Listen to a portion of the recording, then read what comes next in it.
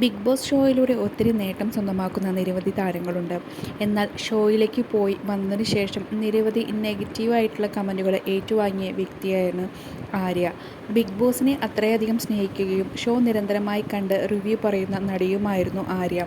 അങ്ങനെ മലയാളം ബിഗ് ബോസിൻ്റെ 2ാം സീസണിൽ നടി മത്സരിച്ചു.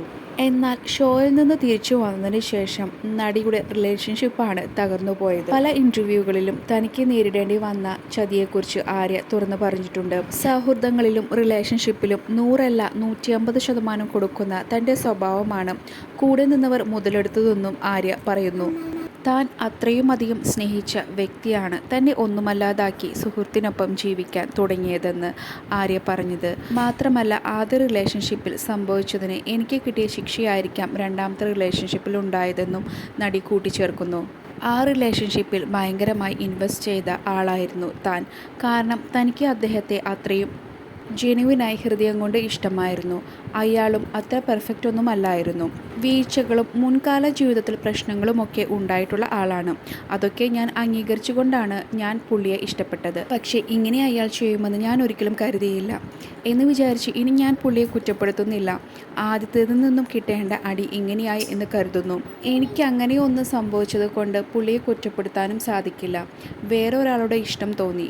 അവരുടെ കൂടെ പോകുമ്പോൾ എന്നോടൊന്ന് തുറന്നു പറയാമായിരുന്നു.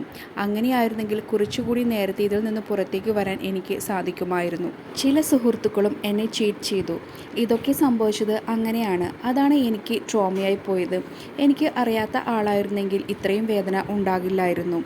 ഇത് മറികടന്നത് വളരെയധികം ബുദ്ധിമുട്ടിയാണ്. വിഷാദത്തിലേക്ക് പോവുകയും എനിക്ക് എന്നെ തന്നെ നഷ്ടപ്പെട്ട ഒരു അവസ്ഥയിലേക്ക് ഞാൻ എത്തുകയും ചെയ്തിരുന്നു എന്നാണ് ആര്യ പറഞ്ഞത്. നിർഭാഗ്യവശാൽ ഇതെല്ലാം സംഭവിക്കുന്നത് ലോക്ക്ഡൗണിൻ്റെ കാലത്തായിരുന്നു. ഞാൻ പെട്ടുപോയ അവസ്ഥയിലായി. കാരണം ഒന്ന് കൗൺസിലിങ്ങിന് പോകാനോ കൂട്ടുകാരുമായി അടുത്ത് ചെന്നൊന്ന് സംസാരിക്കാനോ ഉള്ള സാഹചര്യത്തിലായിരുന്നില്ല അന്ന്. അങ്ങനെയൊരു സാധ്യത ഉണ്ടായിരുന്നെങ്കിൽ കുറച്ചുകൂടി വേഗത്തിൽ ആശ്വാസം കിട്ടുമായിരുന്നു എന്നും ആര്യ പറഞ്ഞു.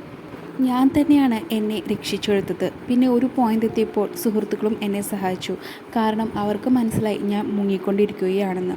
പിന്നെ എൻ്റെ മകൾ, അവൾ എൻ്റെ ശക്തിയാണ്. അവളൊന്നും ചെയ്തിട്ടില്ലെങ്കിലും അവളുടെ സാന്നിധ്യം ഇതിൽ നിന്നെല്ലാം പെട്ടെന്ന് കരകയറാനായിട്ട് എന്നെ സഹായിച്ചു എന്നാണ് ആര്യ കൂട്ടിച്ചേർത്ത്. കൂടുതൽ അപ്ഡേറ്റ്സിനായി ഈ ചാനൽ സബ്സ്ക്രൈബ് ചെയ്യുക.